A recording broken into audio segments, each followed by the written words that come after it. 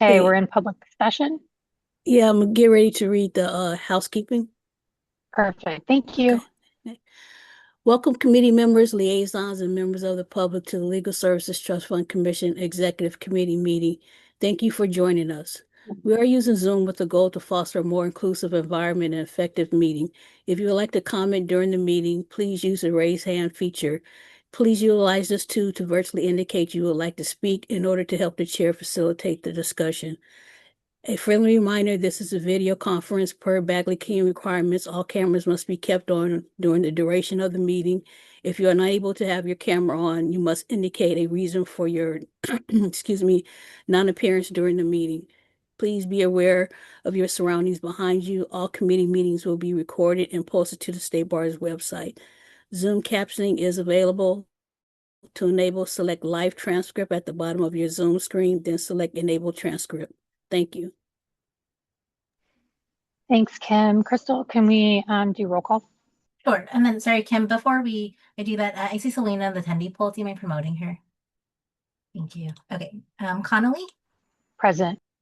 Alsaroff, Escobedo, Milrod, Blakemore. Present. Thank you. Galkin, Here. Pedrosi. Here. Great. I'll go to our liaisons. Let's see. I think I saw Selena in the audience.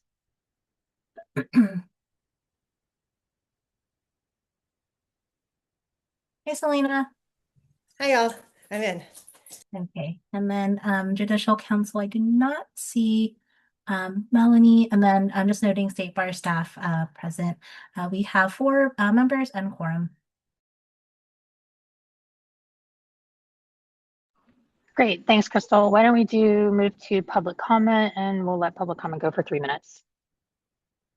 Is there any member of the public that'd like to speak?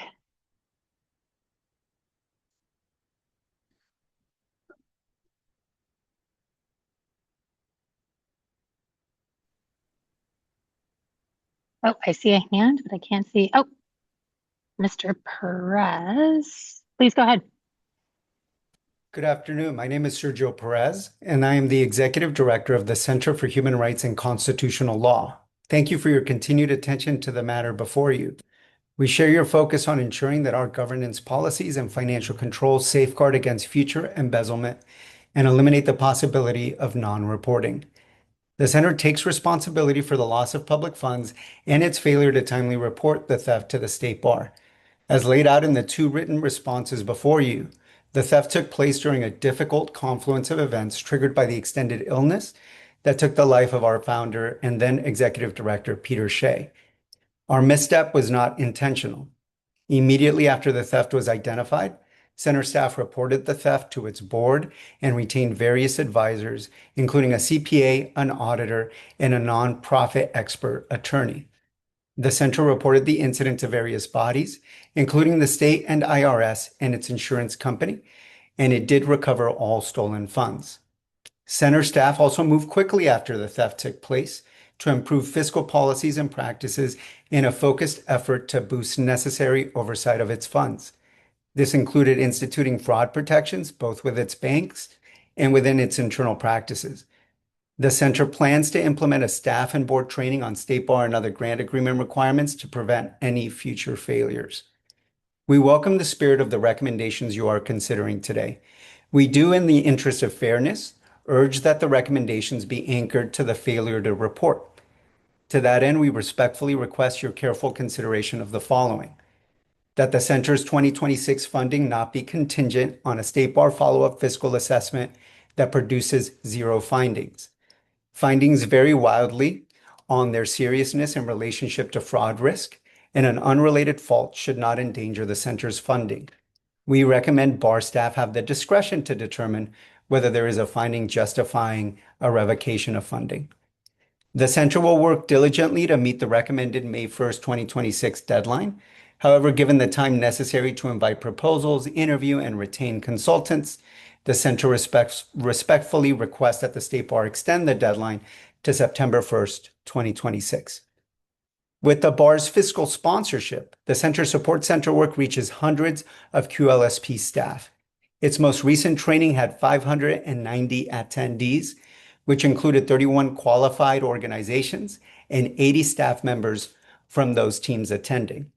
The center has also provided numerous habeas consultations and significant brief drafting support to QLSP staff and is developing a habeas toolkit, including several habeas templates for those organizations. This is on top of the litigation that it continuously files to help bring about necessary and systemic change for the people of California, especially its most vulnerable immigrant and refugee communities. Thank you for your partnership in this work, and thank you for your time and your continuing support. Thank you, Mr. Perez. Any other public comments?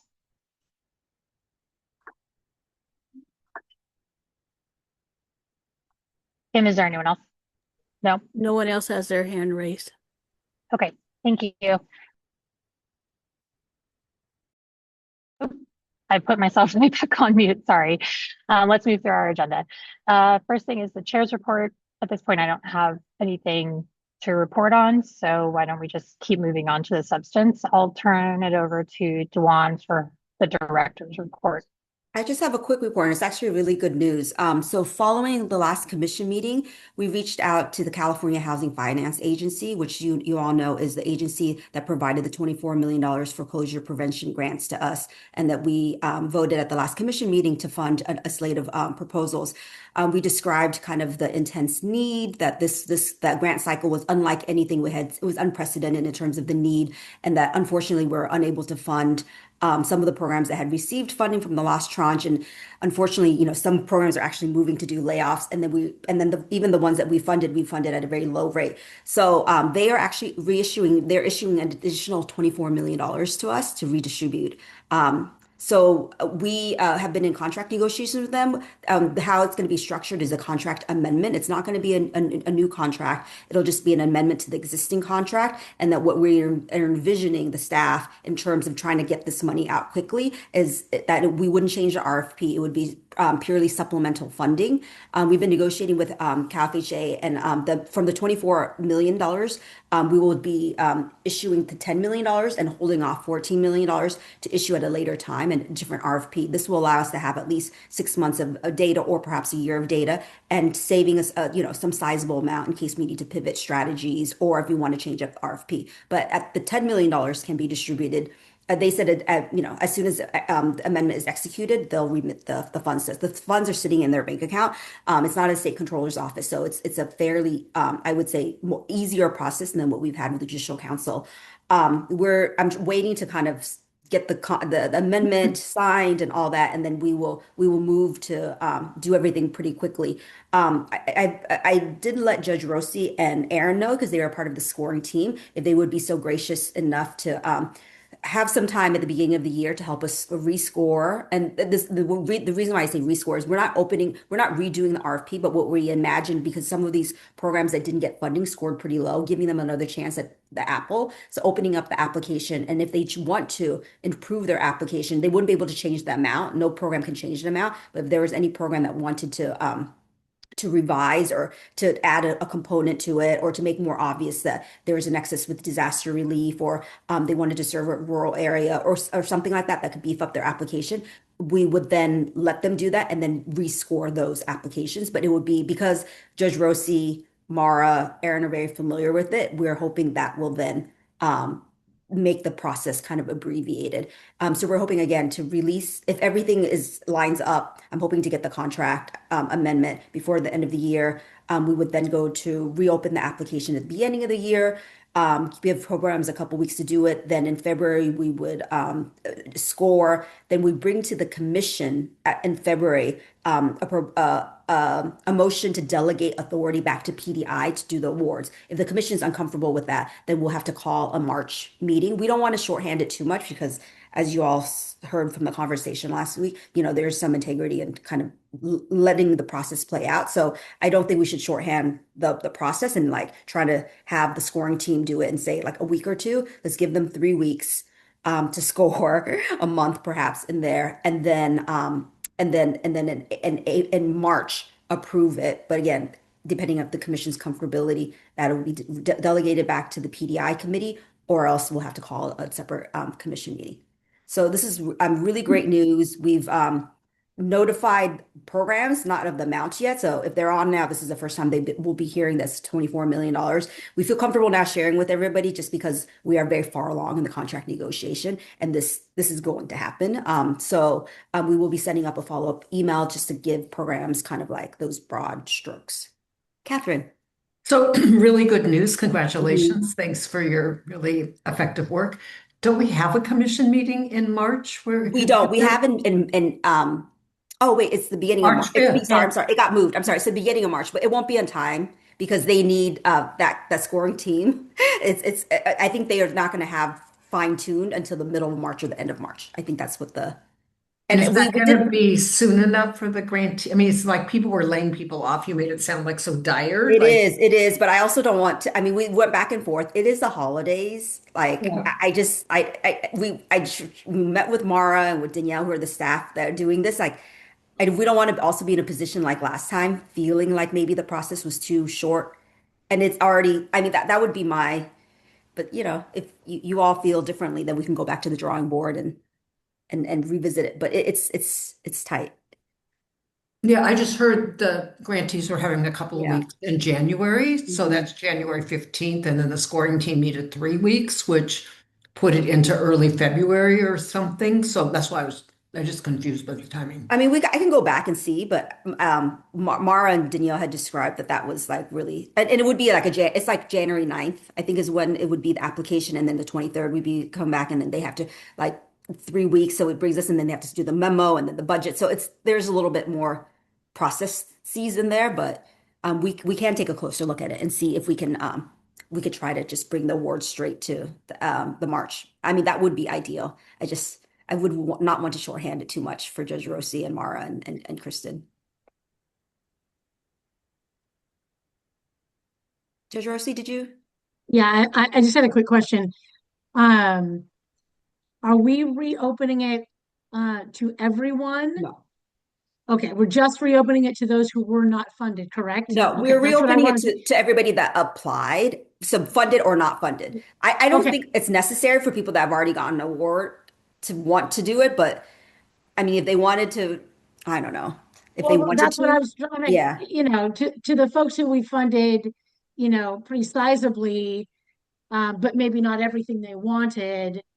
I wasn't sure if we were, encouraging those folks to come back, or whether we're really trying to focus this and maybe this is Well, maybe I we think don't it's know the answer both. to. I mean, LA was probably the example that comes to my mind. Some of those programs were funded at 30-40%. So I don't think they need to submit an application. We have their application. They scored high. They're strong. I think then the scoring team can think about whether we want to bring up some of those proposals. And again, I don't think they need to submit, but I do feel like a lot of our programs are overachievers that they might want to give something more material, and then we'll have a mechanism for them to do that. Okay, great. I mean, we don't necessarily expect the 35 that we had the first time around, but we shouldn't expect, only 5, Yeah. right? I mean, I'm trying to, to get to Catherine's point about like whether we can hit that March deadline, and I'm just, I'm trying to, yes, and maybe Selena knows, even better than I, or about how many, if all 35 folks are going to come back again for the 10 million, then hitting that March 5th meeting date would be, virtually impossible. But if it's, substantially I think less, they all will. I think they all will, because there's Okay. no reason not to, because Okay. it's a really difficult funding environment right now. Yeah, And so I sure. think people would want Absolutely. to have, I mean, but Okay. Selena, I don't know if you have thoughts. I would imagine that everyone who was not funded would love the Mhm. opportunity to increase their language for a higher score.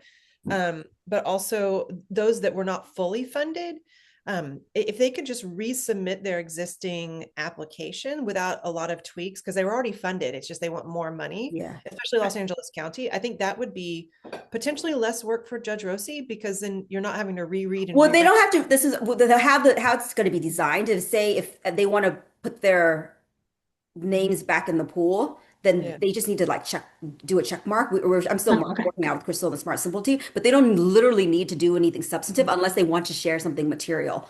Okay. It really is for the programs that didn't get funded and didn't hit the cut score. I think that's where, I mean, they will want to revise. They should revise to bring up their score. But the ones that didn't, I mean, they met the cut score. We're familiar with their project, so we will go back and revisit that, and then they will get some of them will get more funding. Some of them we fund at a high level, if you'll recall. So they won't all need to be brought up, but some of them will be brought up. Well, I'm glad I didn't throw away my notes from the first set of scoring. And you know, we're still working out with OGC and CalFHA about like, even if this grant starts, say, April 1st, whether they can retroactively go back and bill like we have done from other. So we're going to try to build in some flexibility. You know, I will need to talk to kind of Judge Rossi and Aaron and Mara to see kind of comfortability in terms of, you know, maybe there is a way to shave off a little bit of time in March, but I don't want to overcommit, because I did meet with Mara and Danielle, and they were like, this now feels like a good timeline. So I don't want to misspeak on their behalf. I appreciate that. Thank you.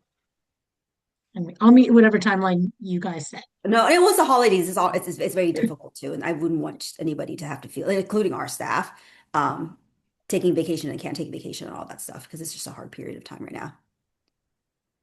Well, this is all great news, and credit to staff and Dwan with negotiating for this additional funds, and really appreciate in advance the work of Judge Rossi and Aaron and staff, Mara, on getting this moving forward and getting more funds out. Okay, why don't we turn to the next agenda item, which is the open session minutes. Does anyone have any comments or concerns? Okay. If not, then why don't we go ahead and do I have a motion to approve them? So moved. Okay, Jason moves. Anyone second? Catherine raised her hand to second. And let's take our vote. Okay, Blakemore? Is that me? Yes. Yes, sorry, I didn't hear the name. I don't know. Galkin? Yes. Judge Rossi? Yes. Escobedo? Millerod? Alceroff? Connolly? Yes. All right, that's 4 yeses, 0 no's. Motion passes. Also, I'll remember in the future not to say happy holidays to you guys, because apparently that goes in the minutes. I laughed when I saw that I wished everyone a happy Halloween was my chair report. Honestly, I was like, God, I got to think of something more substantive next time. Okay, let's turn to the business. Dwan, you're going to give us an update on the Department of Finance fiscal recovery audit. Joyce and I are doing this one. Okay, oh, I'm sorry, Joyce and Dwan. Yeah. Sorry. Could you elevate Joyce?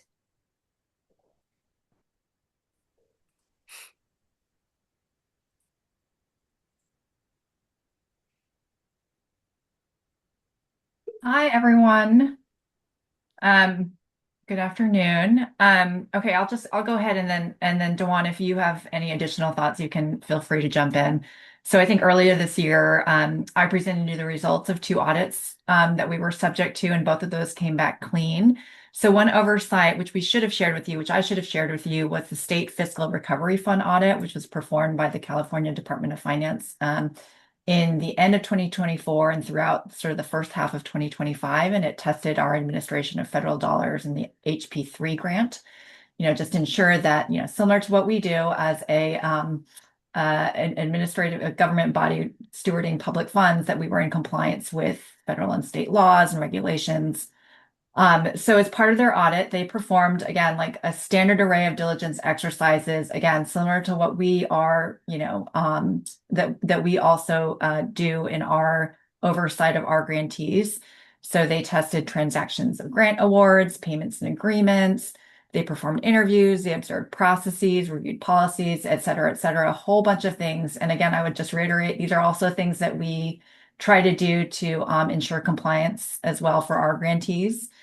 So they issued a report, and if you've seen it, you'll have noticed that they had 3 findings. The first involved 3 of Joyce, the... I'm sorry, can I just cut in, just give a little bit more background before you Yeah. launch into the findings? So, and the reason why there's this oversight of us not bringing it to you is, this isn't a statutory requirement. And there was a little bit of confusion when this audit first happened because it's the Department of Finance, who you all know we received some funding for, in particular, the federal funds from. They do a preemptive audit of state agencies as part of, in case the U.S. Treasury comes in and audits states. And they were told, or they communicated that there was an expectation that California would get audited. So they wanted to make sure that all the money that would go to various state agencies, like, were in accordance. So it was a preemptive audit. And the other thing that was a little bit confusing is they weren't auditing us per se. It was the Judicial Council. But because we administer the funds for the Judicial Council, somewhere midstream, they decided, they're still auditing the Judicial Council, and you'll see the findings are both for Judicial Council and the State Bar, but then they pivot to us because we had all the information. We met with them regularly, so then they issued a report to both Judicial Council and the State Bar as audit findings. Yeah, thanks for that history. So yeah, as Dawn mentioned, one of the audit findings was directed to the JC because I believe that they had, correct me if I'm wrong, but incorrectly input some of the reporting into the portal. And so that was one of their findings. The other finding involved insufficient documentation by 3 of our grantees, and that is out of 77. So that they suspected that about $120,000 some dollars were ineligible expenditures. And then the final finding involved us not including certain contract provisions in the grant agreements. So that one was easily and quickly rectified. I think we issued amended grant agreements. We sent out emails to all of the grantees. I believe the JC then also responded to say that they were going to improve their reporting practices. And then with respect to that first one, which is probably the most substantive, we did a whole array of other testing with them, asked them to submit corrective action plans.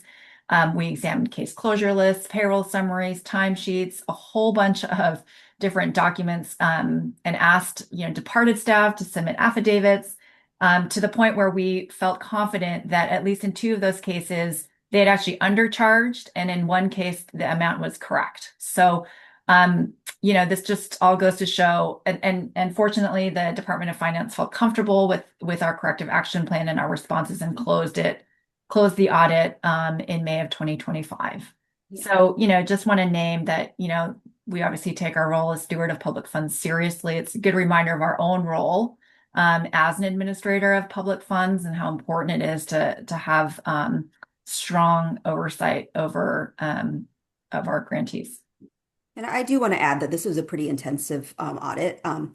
Everything was pooled and looked at, documentation, communications that we had with our grantees. They did their own testing. They ran formula. It was this grant team that came out from DOF to do that, they really, really understood our grant program. And I'll say this not to minimize the findings, but to shed some light on it.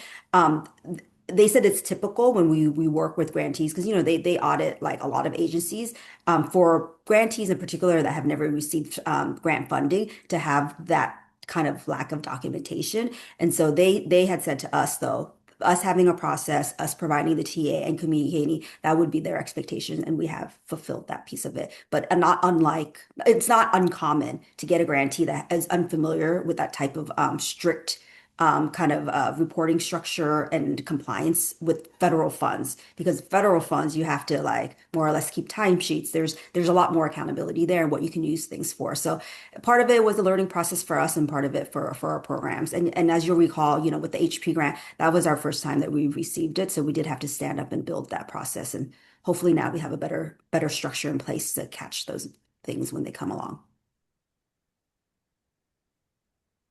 Thanks, Dawn. Does anyone have questions or comments on this?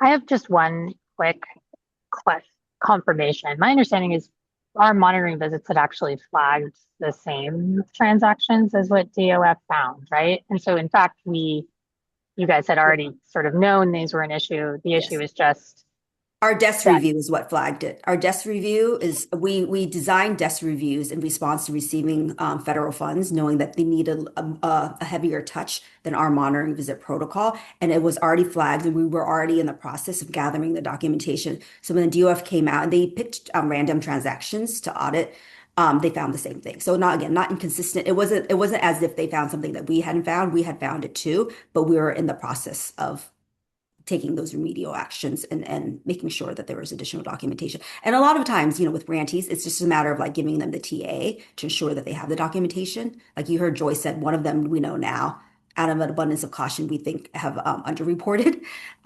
So Dawn, just for clarity, the desk reviews were done with all HP grantees. Is that what you're saying? That became the process? Not all HP grantees. There's a tranche of not all HP grant tranches were federal funds, but the one that was federal funds, we did desk review audits. And for those that are unfamiliar with that, it's like a monitoring visit, but the fiscal team doesn't get sent out. We collect documentation, we do testing, and there's like risk assessments assigned for each category. Like there's a questionnaire along with some testing, and then every organization is assigned like a risk category. And then if you say you're at a higher risk, then there are certain things that we do. So as part of that, we did catch that there was lack of documentation and it wasn't just those 3 programs. There were other programs too. It's just like when DOF does the random selection, those were the ones they found. But we were very transparent with them to share that there were other ones that were in the similar boat. We have a process, and this is how we handle for those other ones as well. And then I guess as a director who we had federal funds and we had to meet those standards. So and our auditors had to audit to those standards. So is it clear in contract language for future federal funds that there's a whole series of things that you have to comply with if you're recipient of federal funds? We do, what we do, and Brady can probably speak to this more, is the Judicial Council imposes on us contractual obligations when we do federal funds or whatever the stream of funds is. If this was from CalFH, they would do the same. We literally take that, what's in our grant agreement, and we impose it on our grantees, so everybody's on notice. But as you know, with the federal requirements, there is a lot. I mean, the CFR is very thick. So part of the issue is, and I think this is where it was a learning experience for us. We did do a webinar. We went through like everything. We provided the thing, but what we didn't do is flag for our grantees until we did the desk review that these are common issues. We didn't know that they would be common issues until we did the desk review. So at the front end, now we know because we have administered several rounds of federal funding. We know like timesheets is an issue, right, for programs. We didn't know that at the time when we were in the grant agreement, or else we flagged. Now we would. So that's all to say, yes, it is in the grant agreement. And then with the other finding related to the grant agreement, we attached the CFR. What we didn't do is have an explicit clause there. And so that was like, yes, we acknowledged that we should have. And so we went back, and that was easy to remediate. Brady and Raul drafted for us. We did an amendment, so everybody has to sign it now. And again, the Judicial Council was made aware and so forth. But yeah, part of it is what it is, and it was a learning experience for us too. Okay, thanks for the clarity. Thanks so much, and thanks for your work on rectifying it. Okay, well, thanks for that update. And I don't find the findings concerning. I think the fact that you guys already knew about them is, I think, a tribute to the careful oversight that you're already conducting. So well done on that. And appreciate you guys working with Department of Finance to make corrective action plans if necessary. Okay, why don't we move to number 2, the approval of our legislative priorities pertaining to the commission. And this one, Dewan, is this just you? Yeah, me and then Elizabeth too. Crystal, would you mind promoting Elizabeth too? So I'll give you a little bit of background. So you all know earlier this year, there was a change to the Board of Trustees policy regarding advocacy to allow the Trust Fund Commission to do advocacy on its own, as long as the advocacy doesn't conflict or doesn't impact the general fund. So Elizabeth and I and some staff members have been, working with LAC, getting some feedback, also with certain members of the legal aid community to bring to you a slate of legislative priorities that we'd like your approval on. Normally, we would be bringing this to actually, you all have delegated authority, but we would be bringing it to you normally in January or February in anticipation of next budget cycle. However, we have been in communication with a Board of Trustee member that encouraged us to try to move on this a little bit quicker, because at the time, maybe about 5 or 6 weeks ago, it looked like the state budget, the deficit was a little bit smaller than was anticipated. Things have now changed, and now it's going back to looking not good. So we have talked to the board member, and he still thinks that it's still worthwhile now that we have something to, we don't have to slow it down. But that was why it was coming now at the end of the year. We didn't have a scheduled meeting. So then we're like, we have another meeting. So why don't we bring this to, there could be an opportunity. So that's where we are procedurally. And then you have the memo with you and I'll just walk you through kind of the broad strokes. So the first, and hold on, let me pull up my notes for myself. So the first priority is an increase of $50 million through the Equal Access Fund. So you all know that interest rates are dropping. Michael and I had shared with you at the last commission meeting that we were projecting a $50 million decrease in IOLTA funding in 2026. And then 2027 is a big known, but we do anticipate it to keep on dropping. So $50 increase to EF to kind of cover that shortfall is the first kind of priority. And then that would go out similarly through the IOLTA statutory formula. The second one is something that's a little bit new. Is a $20 million increase to Equal Access Fund, but this would be to provide wraparound legal services to support immigrant and mixed status households. Elizabeth, I don't know if you want to say a little bit more about this one and our thinking. So we know that there's a lot of funding out there right now for immigration-related services, but we also know that there are a lot of legal services, civil legal services that immigrant families and mixed status households have to deal with right now. And so we wanted to put a focus on that work. So things like housing, public benefits, family law, kind of wraparound services that a lot of our grantees already do. And so that is kind of the goal with this particular item. Yeah. And as you all know, CDSS, the California Department of Social Services, is the entity in the state that's responsible mainly for the distribution of immigration funding. So we don't want to do anything that was would duplicate their efforts. So we did meet with them just to confirm that they were not providing wraparound services through their grant. And they do provide wraparound services, but it's defined in a different way than we do. So we did get clarity on that. When they are providing wraparound services is for non-legal services. When we say we're providing our community wraparound services, it's for wraparound services of other legal issues. So, they can't take a position formally on ledge priorities, but we did share with them what we were thinking. And at least the staff seemed like it wouldn't duplicate their efforts in that. And we're hoping with this money, if it were to come through or some portion of it, it would give us a chance to not only the wraparound services, but this could be like a way to do more coordinated referrals across with CSS, and some of their grantees are our grantees, but not all. It's not completely overlapping. So to do more of that. The third priority would be a $20 million and this is homelessness prevention funding. So as you all know, we have received 5 tranches of homelessness prevention funding. They are all ending in 2025. And programs, again, have had to start to cut their programs in entirety or sometimes in portions and do layoffs. So we're hoping $20 million could really buffer that. I think this is going to be a huge loss with no continual funding. And then the fourth priority is a cohort of postgraduate attorneys that will again provide wraparound legal services in high need regions. So Elizabeth, you want to? Yeah. So this is building off of our success with the law student fellowships and then the infrastructure we've built around the Cal HFA fellowships to expand postgraduate fellowships for attorneys doing the wraparound services for immigrant families and mixed status households. What I think is particularly interesting about this proposal is that we are also suggesting housing supplements because we've heard anecdotally that while some of our grantees have found great success utilizing our funding to recruit fellows, especially for some of our grantees in rural areas. It's been difficult to relocate those fellows to the rural areas. And so we wanted to include that to support recruitment and hopefully then retention in areas where there are attorney deserts. And then our last priority that we want to advance is not a new priority. We tried last year to get some funding for disaster relief preparation work. And there's right now zero money from the state to do this work. The state bar tries to, take a leadership role and provide some staffing for that. But there are other, and you've met some of the staff members at some of these agencies at LISNIC and so forth that have put up staff to be able to do this, but there's no funding. So this would be allow us to give some funding support to those programs that are dedicating staff to do that work.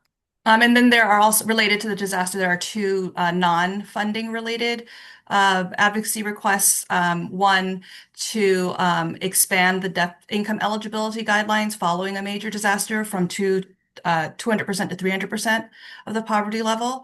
And the second would be to allow grantees to use IOLTA funds for out-of-county work following a disaster. And this is in response to the excellent kind of collaboration we saw with the LA fires earlier this year.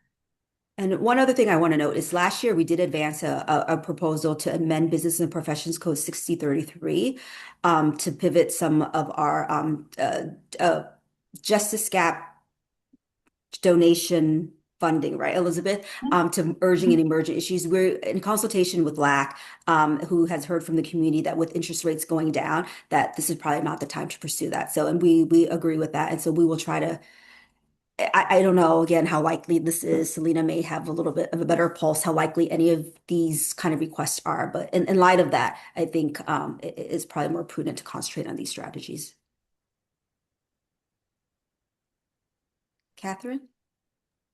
So no disagreement with any of the proposals. I guess I'm just trying to think about, like, within these, given the budget climate, are there some that you're more like, what's the process for deciding which you're going to actually work on and which ones are maybe held back for a subsequent time? Because I view these as priorities that could cross over multiple years, right? And so is there some thought about that? Or? Yeah, there's some thought. I mean, some loose thoughts, and this is where we do lean on kind of a LAC to help us shop around with some of the legislative members and to see if there's any traction. Well, again, one of our board members has also agreed to kind of shop around to see if there are any takers. The one that I think when we previewed with our board member that he was very excited about was the postgraduate, the cohort postgraduate, feeling like there could be some traction there. And also, our office is doing, we're leaning into doing more work with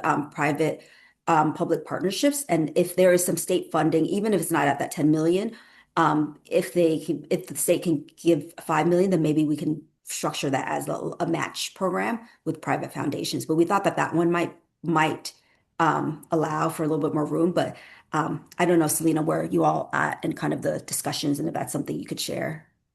I'm happy to share. And also the Access Commission is meeting tomorrow, Friday. And I believe Elizabeth is going to be reporting on some of I'm going. Yeah. Duan is. And LAC will be doing the same thing. So we'll be talking about our kind of shared strategies at the legislature this year. What we've been doing so far is that we've been meeting with legislators, with their chief of staff and legislative directors and those folks over the past month or so to see what legislators say are their policy priorities. And so we've been lightly talking about our funding requests that touch upon their policy priorities. So Catherine, LAC has a separate list of priorities, including funding for the Health Consumer Alliance. But they're very much in alignment with what we believe the Access Commission will work toward and the Trust Fund Commission. And we'll just be reporting back if any legislator is really excited about a particular thing. We interestingly had a few legislators who were interested in homelessness prevention because specifically we talk about it as turning the faucet back on. It's not creating a brand new program. So we'll just keep being in close collaboration on who's interested in being a champion. Yeah, the other thing I've heard, I'll just share is I'll say it this way, which is early looping in the governor's office seems important. There has been a meeting with immigration providers who were told not to make funding requests and the impact of maybe proceeding in that way. So I feel like there's just lots of moving pieces that are worth understanding about which of these are going to move. But I think we're just being asked to approve the priorities and which case I think that I don't have it. I mean, of course, they're fine. And this is really like new territory for the commission. So if there are commissioners like Catherine, if you wanted to help us kind of strategize, then we welcome that because Happy to do our, that. our board member that's been helping us that knows a little bit more about this exactly said the same thing, that maybe the opening here is the governor's office. And that's why he wanted to see if we can get the commission could approve something. So then we can say that this is commission's priority when he's talking for us with the governor's office. And then, the governor releases his budget in late January. So that's why the timing of this. And then the legislature responds to that budget in the May revise. I believe that's what happens. Yeah, I'll just say one other thing, which I think is right. Like on disaster, there will be another disaster in California, Yes. and there will probably be a legislative response. And it's nice to have something proposed that could be introduced in that moment, right? So it may not be something you lead with, but really, every year there's a disaster. Exactly. So, seems like there's opportunities that may happen. Sadly enough. Anyway, sorry, Jason. That's fine. Just a quick question. If funded, or I guess any of these funding, like any of these items, if they were showing up in the budget, they would show up as line items under the greater judicial branch budget. Is that correct?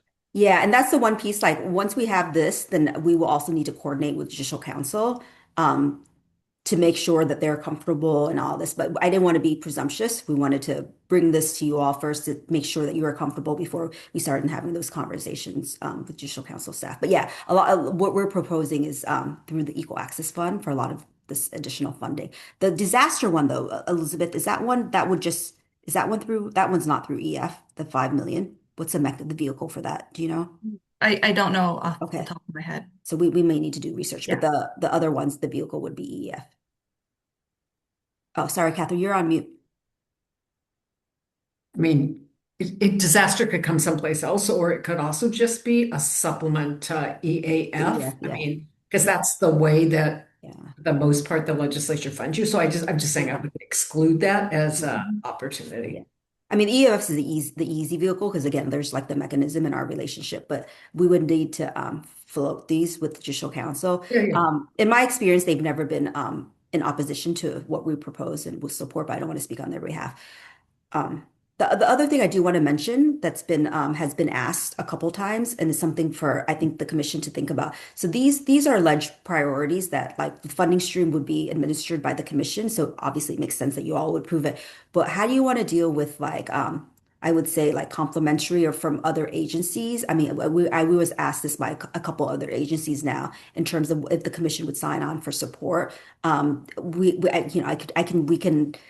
Staff can take a stab at like doing a recommendation, bringing it back to XCOM. But I don't know if we've talked about that in terms of our processes for you all to sign on to support, say other priorities that are in alignment perhaps with ours, but may not be a funding stream that we administer. So should we approve these first and then Yes, that yeah. discussion maybe? That's a different discussion, yeah. But I just wanted to put that out there as that's something that now that we're getting into this type of like work has been asked. But yeah, so why don't we put a pin in that? But are there any other concerns or questions about these funding priorities? They look great to me. Thank you guys for all the thoughtfulness in putting this together. So is there a motion to approve them?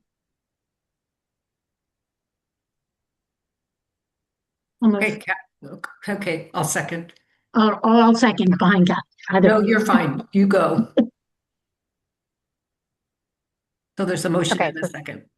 Okay, so let's take a roll call. Okay, Blakemore, Yes. Falcon, Abstain.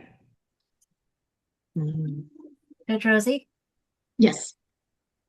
Escobedo, Milrod, Alsaroff, Connolly. Yes. Okay, that's 3 yeses, 1 abstention. Motion passes.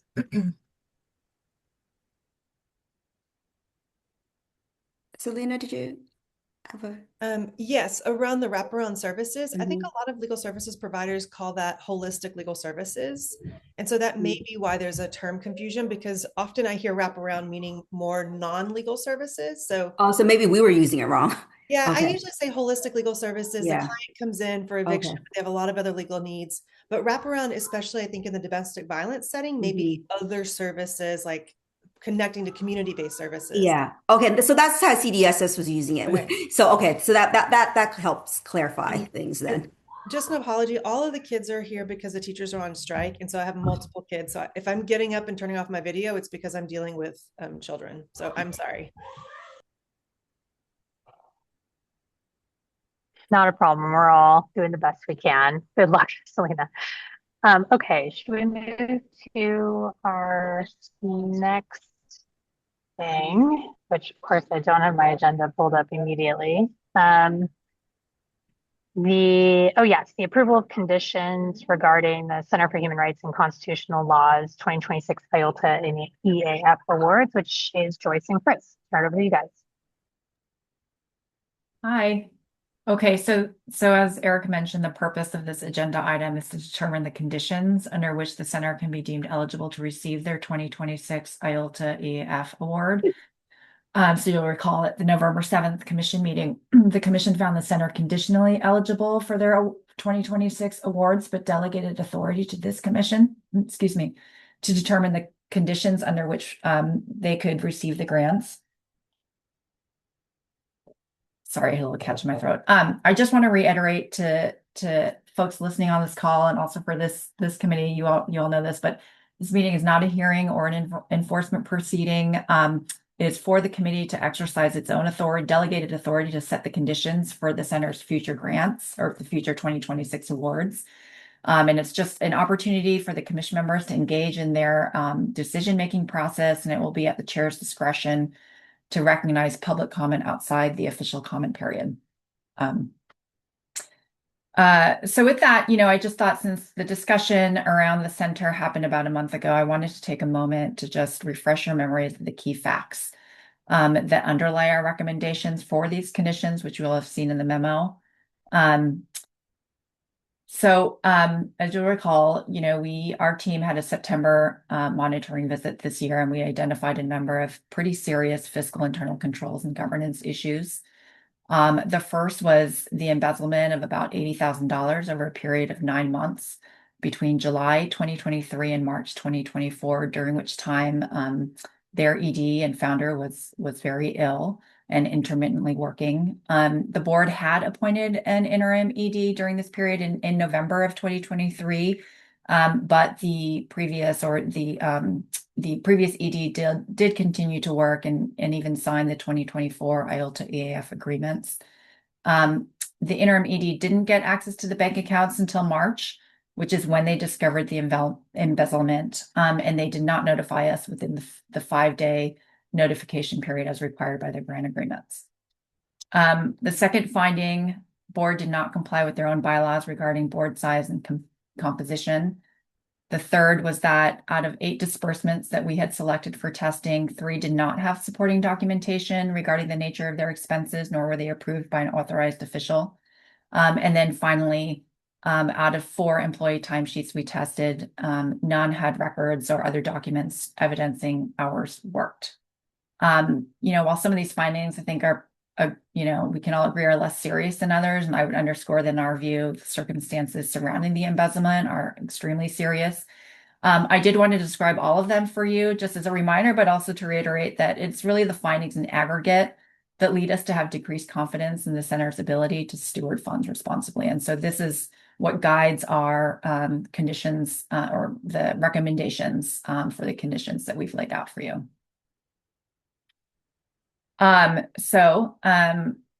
With that foundation, let me go ahead and review the conditions that we've laid out in the memo that we believe that the center must meet in order to receive their 2026 IOLTA EAF funding, which as a reminder is something I think a little over $1.7 million.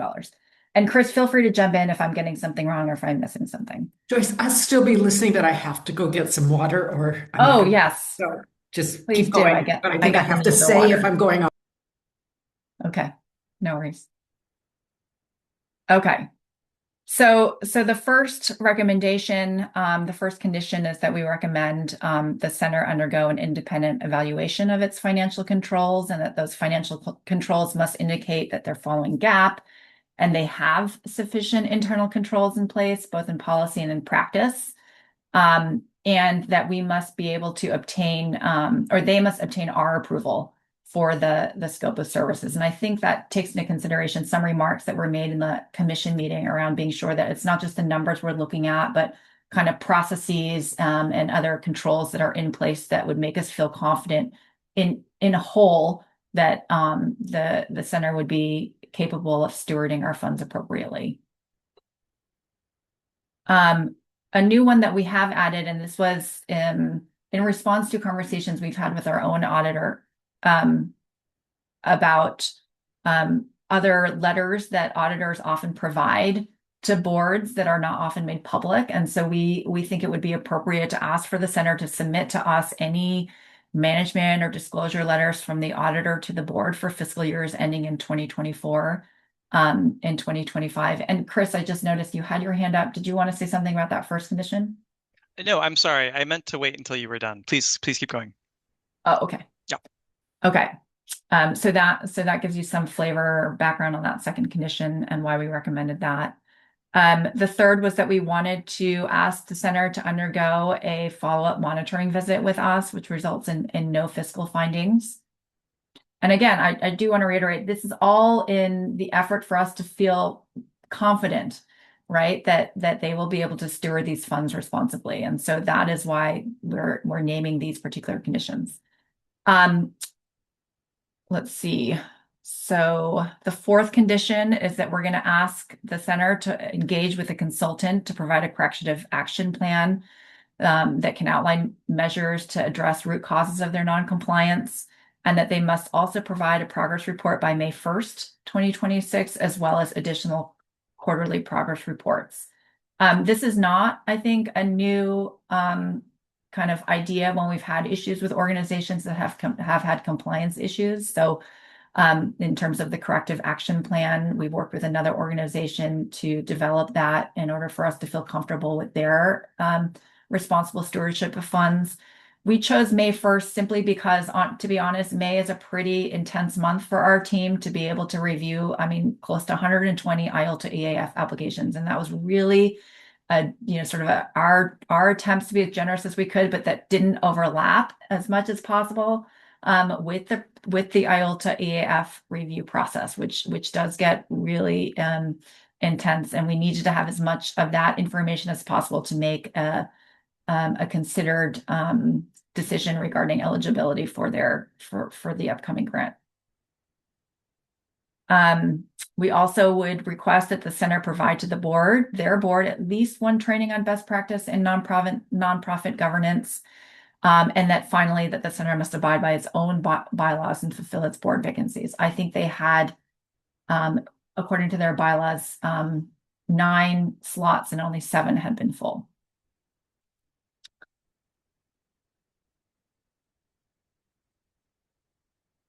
Chris, did you want to add since I finished this portion? No, you actually addressed my point, which was just that May 1 was really like the latest date that we felt comfortable recommending. So, from a need for information at a reasonable point in time, but sooner, so that the commission and state bar staff can make informed decisions without feeling time crunches, even earlier might be feasible. It would likely be feasible, if not better. But May 1, we wanted to, like Joyce said, be as generous as possible. So May 1 was the latest we could go. And before I, sort of hand off to this committee for discussion, I did want to pause for one moment, as one of my staff did share with me discussion, the contents of which I believe are important for this committee to hear. And so, if I may, I do want to just hand it off to Chris to share with you a little bit more. Thank you, Joyce. So and this will just take a minute, but for transparency, we wanted to share that staff, and me in particular, met with the center last week. This was a call to share, as a courtesy, staff's final recommendations for today's meeting. On the call, the center's ED expressed, and we wanted to share strong concerns about how the center experienced the commission's November 7th discussion with respect to its future 2026 awards. We thought it incumbent to share that the center described or likened that conversation to an enforcement proceeding vis-a-vis its future awards, and in particular, that it perceived a lack of presentation and process with respect to its opportunities to present during the meeting.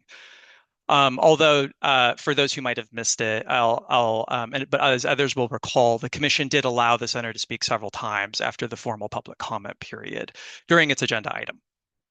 He did warn that the proceeding felt, and he characterized it as a kangaroo court, and he warned that an organization could pursue Public Record Act requests and even civil action if important processes were indeed lacking. On the call, also for transparency, I will say staff reiterated that the meeting on November 7th, as well as today's meeting, are about future awards and how the commission needs to exercise its statutory authority to make them responsibly and to safeguard them. Nonetheless, the center has recommended that it have the opportunity to speak outside of the public comment period, such as, for example, before its agenda item, and to have more opportunities to engage with the committee during the discussion if possible. So we wanted to report on that, and I think I also saw that their ED might have his hand raised, but of course, as Joyce was saying, it's as always in meetings about future awards and grant making at the committees and in particular the chair's discretion as to when and how to allow for additional public comment beyond the formal public comment period as time allows. Thank you, Joyce. Okay, thank you to Chris and Joyce for that. And Mr. Perez, I will allow you to speak, but I want to first see whether there are questions or comments from the committee members first for the staff so that we can get some of that flushed out first. Judge Rossi? Thanks. Sorry. Questions, and then because I had written down questions, and then I think I want to respond a little bit to what Christopher just said. I noticed that the recommendation is that the State Bar staff will do a monitoring visit. That monitoring visit, I assume, is to occur before the May 1st deadline. Correct, is that right? Because it would have to show no findings. Right. Okay. And are we anticipating that? I guess I'm asking what does that look like? Is that April so that you can have something to the Trust Fund Commission by a certain date, or maybe you don't know? Whatever deadline the committee sees most appropriate to set, the monitoring visit can be no later than a few weeks before that deadline, because it takes staff a little time after the visit to conclude its analyses, ask follow-up questions, and prepare a formal monitoring visit report. So I would think just for staff to not be rushed, we would want to try to have that visit at least a month before the deadline. If not earlier, to be honest. Which staff is happy to schedule as early as necessary to make that happen. So, okay. Okay. Thanks, Chris. Thanks, Joyce. I also want to say a few things about what you just shared, Chris. First of all, I want to thank you and Joyce and Dwan and the rest of the staff for how hard you have worked on this issue. I was at that November 7th meeting. I've read all the materials.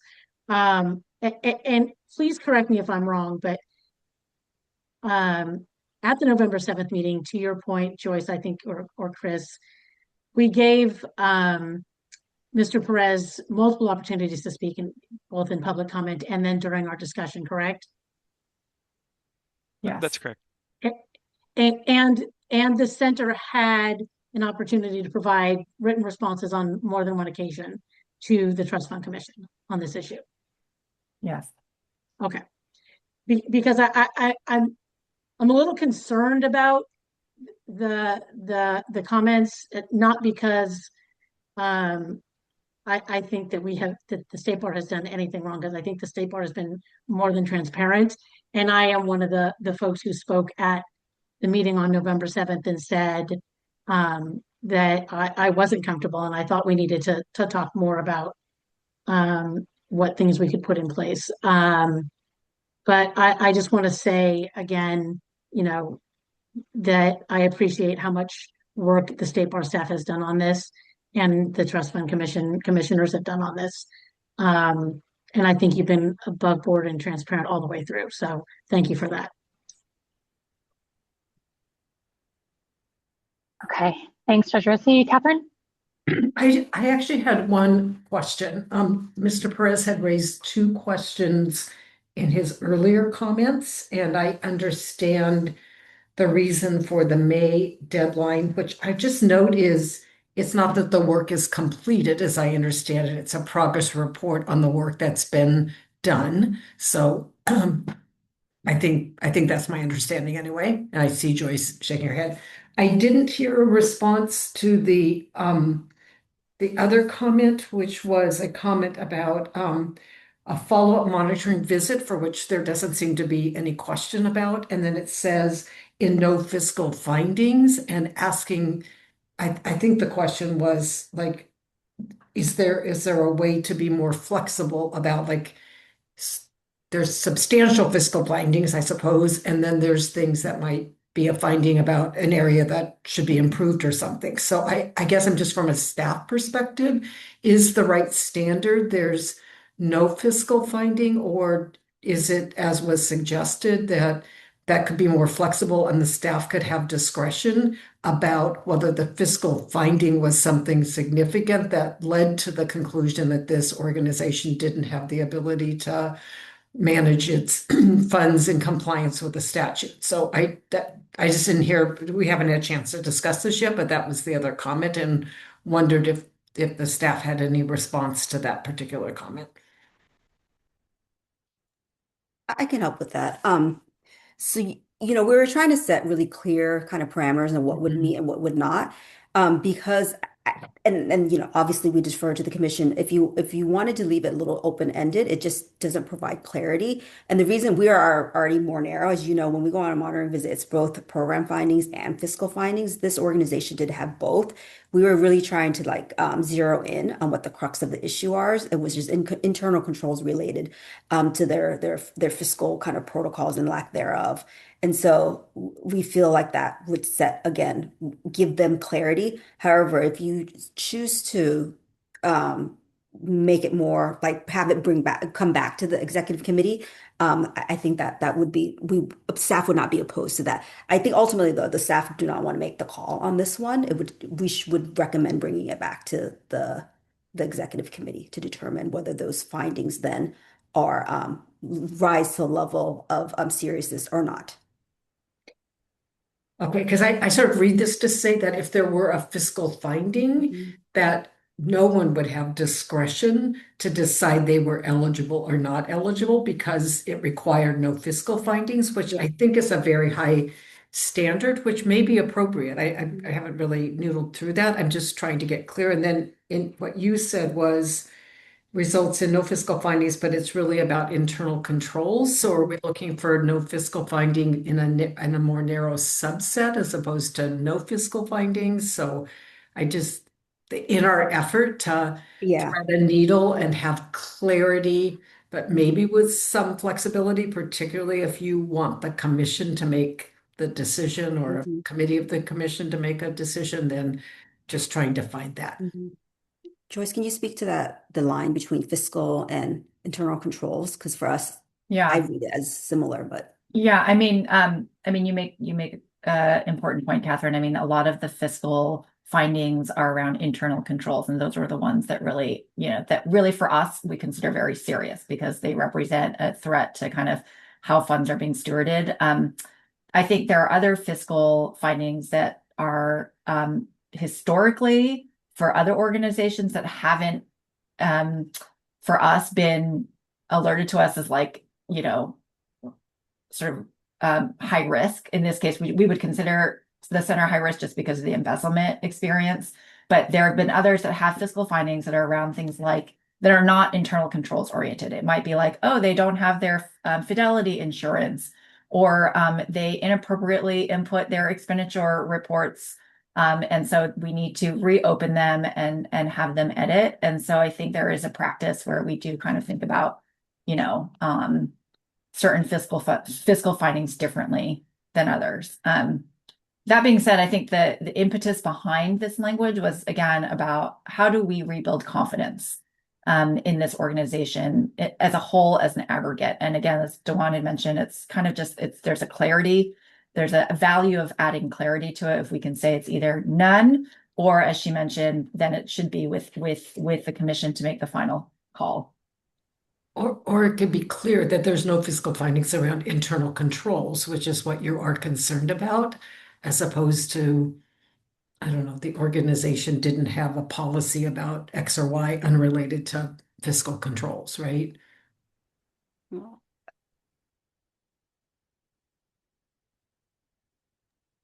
Can I just add I just tack on to staff's response to Catherine's question before we move to another one. So I was just going to add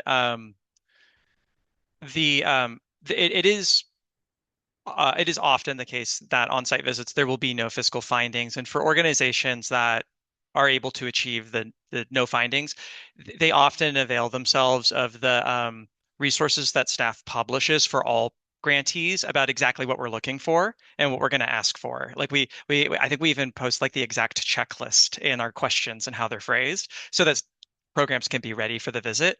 And the ones who like have totally clean visits like really read through those and they're ready. So there are a lot of resources available to all grantees to prepare for site visits to try and avoid all findings. So that doesn't actually change, the concern you've raised, Catherine, but I just wanted to layer that context on.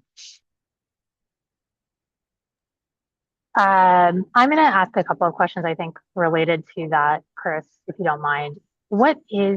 How common is it for our programs to have clean fiscal monitoring reports? So I'm trying to get a sense of like, do most of them have a little finding here or there, or are most of them clean? And how high of an expectation are we placing by saying we want a clean fiscal finding? That's my first question. Then I have a second one. Yeah, I would say, and I'm sorry, I don't have the numbers in front of me, and it actually changes, I think, from year to year. But it is, I would say, to be conservative, it could be the case that more than half the time there is at least one fiscal finding, but it's not so uncommon to have a totally clean visit that it's like a rarity. I don't know if Dewan or Joyce could offer a more precise answer, but without having the numbers in front of me, it's hard to say. But I now have the pleasure of reviewing the site visit monitoring reports before they go out to the grantee, and I often see totally clean ones. But yeah, to be fair, it is also somewhat common, and it could even be half or more that there's like at least one finding on either the program or the fiscal side. Oftentimes it can be very minor, but it's hard to predict. Yeah, I don't have like the numbers in front of me, like Chris. What I will say is, I think one of the challenges for us is this is an organization that knew that there was internal controls issues, and specifically to kind of a lack of a second signature and documentation. And when we went out to do the monitoring visit, it's not an audit. We do a light kind of testing of 10 transactions. That 3 transactions still lacked documentation. So this is where like our lack of confidence. And again, this is going back to Joyce's point about the totality of it. Sure, are there organizations that sometimes on occasion don't have that documentation, but it's not coupled with embezzlement and a failure to notify our staff for years. So I would say it's for us in the aggregate and the totality. And I will also say that the commission's generosity in providing conditional approval is what is adding to us wanting a desire to provide bright line rules, and to move on honestly, because this is why the May 1st is important to us. We do want to have this settled. If they're not going to be eligible for funding, we do want to pool that money back into a distribution for next year. So we do not think it's appropriate to have this go beyond May 1st, so that we are not in a position to make any termination for both the 2026 grant award, because then that would be mid-cycle already, and then 2027. And honestly, the May 1st is very difficult for us already. You're running against us reviewing 120 applications plus new ones that come through. This is already the staff bending over backwards to make it work. And if there are issues, it will need to be called an additional executive committee meeting. And perhaps commission meeting, depending on where we're at procedurally. So this is not the May 1st is not something that is ideal for us. I'll just say that. Okay, thank you. That's really helpful. And I do want to talk about the dates, but I want to ask my Erica, other can I question. also respond to your question? Because I Oh, actually yeah, did. sure. This is a very Sorry. small sample size. But I did a review of kind of our Cal HFA grantees actually, which is about, I want to say like 17, 18 grantees. And of those, it's about 11 that had no fiscal findings. So maybe a couple of those had program, but total, and again, it's a small sample size, but it might give you a sense of a little bit of what you were looking for. Right. Yeah. So this isn't like a situation where no one gets a clean bill and we're setting the bar unreasonably high, is what I'm basically trying to get at. The other question I had, and then I'll go back in the queue because I know Judge Christie also has her hand up, is I had a question about the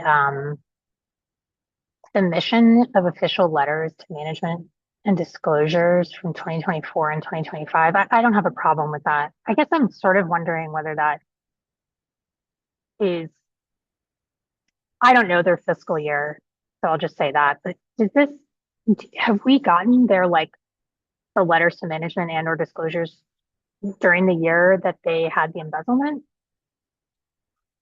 And do we need that? And also, I'm just trying to get a sense of why it'd be useful to get 2024 and 2025, but not maybe further back to where there was this lack of disclosure to us. And also whether we want to ask for it going forward for a period of time as part of monitoring them. So that's my other question. And then I have other thoughts, but I'll go in the queue before. I think we would definitely support getting letters from the year prior as well. I think that's an important indicator of kind of context, if there were any letters to ask for those for 2023, and then again to ask for those after this grant period as well. I think that's entirely reasonable. They discovered the embezzlement in the spring of 2024, I believe. And so the recommendation is they submit their auditors' letters to management or if it exists, the disclosures to the governing body for their fiscal year ending in 2024, the year it was discovered. Their fiscal year ends on June 30th. So it's only a few months after they discovered it. So that's why we recommended both that year and also the subsequent year. Okay, that makes sense. I sort of got the date screwed up. I remembered the thing happened in 2023, but they didn't discover it. Got it. Okay, thank you. Judge Orsi, you have comments, questions? Yeah, I mean, I guess I wanted to spend a little bit of time talking about the idea of no fiscal findings, and I guess I had two questions on that in that were raised by things Catherine said. So we have a manual, it sounds like, or at least we have policies and procedures and guidelines and things that we give to the QLSPs about what we consider to be a fiscal finding versus a non-fiscal finding, like somewhere that's defined. Maybe, yes. Sorry, yes, no? I was on mute. Yes, we publish a checklist. Sorry, I kind of nodded, and so yes. So we publish we call them checklists on our reporting portal for all grantees to access for both the program, what we call the program side of the monitoring visit, and the fiscal side of the visit, which is what those two separate. They tend to go on the same day, but those two separate visiting teams are looking for and asking about. So that is, yeah, and grantees know which documents we'll be requesting exactly and that sort of thing in advance of us actually asking for them, like the time periods we'll be reviewing for and such. Got it. And I guess where I'm sort of leaning is saying, no fiscal findings, and it's twofold. Number one, because I think the issues are serious enough that that's something they ought to be striving for, and that's something we need to ask for confidence reasons. But also because I think no fiscal findings, gives the center, a very clear idea of what the state bar is looking for, because I think if we say, well, no serious fiscal findings, but kind of serious fiscal findings might be okay. I think that's just too much. I mean, it puts a burden on state bar staff and the commission, but it also, I don't think telegraphs how serious the commission thinks this issue is, and also doesn't really give them very clear guidelines. And I would be more in favor of saying to the center, look, zero is zero, and so that's the thing you're shooting for. And so what that is, because if there's wiggle room, then I don't think that helps them very much. And it doesn't communicate where we're at. So as long as we have it somewhere what a fiscal finding means or is, then I think we can say, and it's not an unreasonable goal, because at least 50% of folks are doing it already, who don't have serious financial issues in their background in the last 18 months or 2 years. So that's sort of my 2 cents on that. Selena, you had a comment? Mostly about the use of the term serious. I think a lot of us who do audits, we think of materiality. And so having that language might be really clear of whether there's a material finding or not. I'm speaking only from my own experience. We've never had a material finding, but the management letters will say things like, you should consider doing this. And if you see a management letter, you get a lot of the kind of like recommendations, even when there are no material findings. And that's been my experience, is we usually follow the recommendations in the management letter, but the material findings have been clean. And we make a distinction between recommendations and findings in our letters too. So Thanks, Selena. Catherine?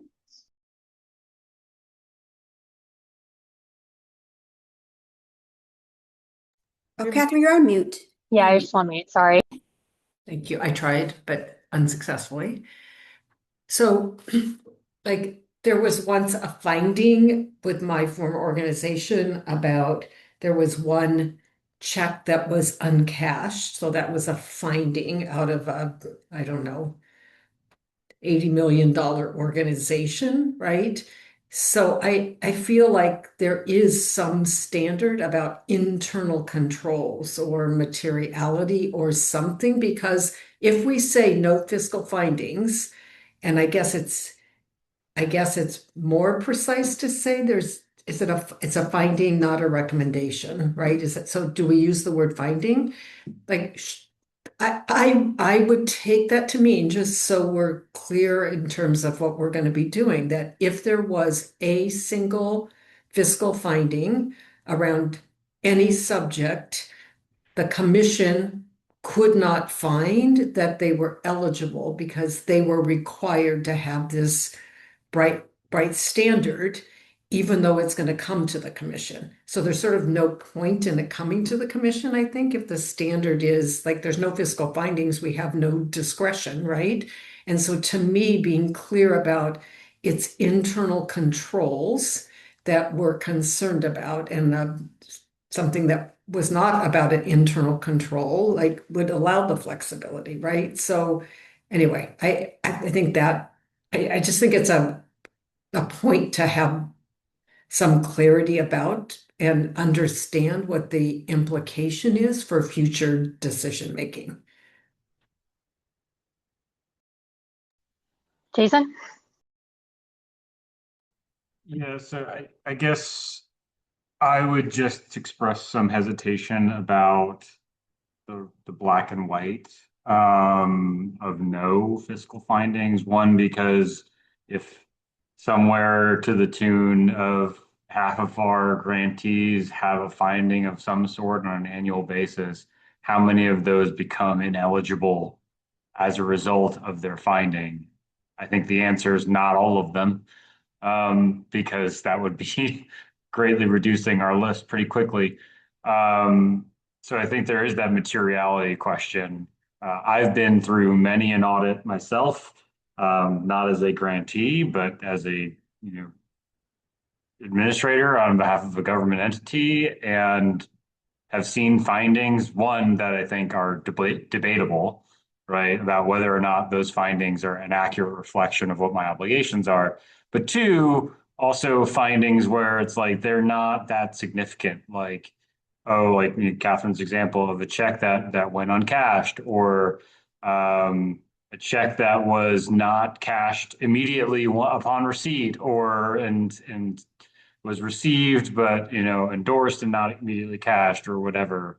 And they end up being findings, and they don't necessarily relate to the issue at hand. And I do think Catherine makes a really good point that if the impetus for our discussion today is the result of a lack of internal controls, then while I think it is not an unreasonable thing to say, we want you to have a pristine, clean audit because of the trust rebuilding. And I think that's kind of the commentary that Judge Rossi was referring to. And I appreciate that. It might be better to more narrowly tailor it relative to the issue, and to allow them the theoretical possibility that there's some other finding that it's not perceived as a gotcha thing, right? Like, oh, you're like, this check was off by 2 pennies, and that's a finding because your reconciliation didn't match. And it's like, that's not what the primary issue was that led to all of this. And I don't think any of us would feel great about it. But if we say in our resolution and we adopt something that says 0, none, it will be none, and it preempts any flexibility. And I'm not sure that our intent would reflect that later, if we found out it was a rather minor finding. And I know I'm not using the precise audit terminology, but just for sake of argument, that's my only two. So I'm going to jump in because I have a couple of points that I want to push back on. I don't think that if we required a clean internal or a clean monitoring visit, that I don't think it's fair to characterize that any other entity who had a finding loses their ineligibility. This is not that situation. They didn't report to us an embezzlement. They have had multiple monitoring report issues. So it's not that the conditionality that they lose their eligibility just because of one finding. It's one finding after significant problems in their internal controls that have been going on for years, and their failure to be transparent with us about our money and its use. And I understand that they have said that they were unaware of the requirement to disclose to us. I guess I just feel like this is one where they should have known, and it seems odd to me. The other thing I'm just going to say is, we had a presentation earlier in which we are being held to account about the documentation and reporting of our grantees. That's part of our audit performance, and our oversight of those grantees is part of our reputation and our audit and our responsibilities to make sure that our audits stay clean. So I just want to make sure we're framing this discussion in in my view, the more appropriate way, which is not that we're punishing anyone for a minor finding. It's that they were, through the vote of the entire commission, granted conditional eligibility in light of these other problematic issues. Now, I don't know. I understand there's also 4 of us. We got to get to a majority if we're going to vote on this. I have a question for staff, which is there a way to keep the bright line rule, but to be slightly narrower within the fiscal controls so that we can accommodate both, I think, the concerns that you have expressed and that Judge Rossi and I have, which is that we want to ensure that the fiscal issues that have led to this are addressed, but that we do not, run afoul of this 2 pennies off, which I'm not entirely sure that results in a finding anyway, but I'm curious whether I don't do monitoring visits and I'm not an auditor. So I don't know if there's a way to say like, here's the fiscal checkbox and underneath it is the internal checkbox and you have to meet all the internal checkbox, but not necessarily this other part. Yeah. That's a good question. I was going to ask Joyce the same thing.